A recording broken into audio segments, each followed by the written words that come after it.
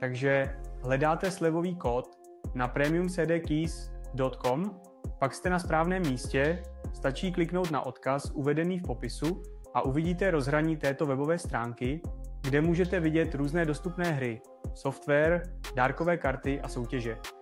Takže předpokládejme, že si vyberu tyto hry a předpokládejme, že vezmeme tuto hru.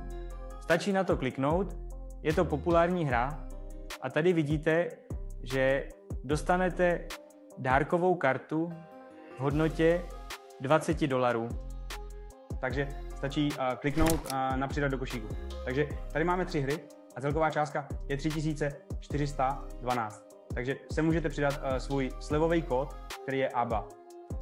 Kontrolujte, zda je pravopis správný a klikněte na použít a poté uvidíte, že slevový kód je již použit a získali jsme okamžitou slevu 10%. Po získání této slevy můžete pokračovat v platbě. Klikněte na to. Takto můžete použít náš slevový kód a ušetřit hodně při nákupu.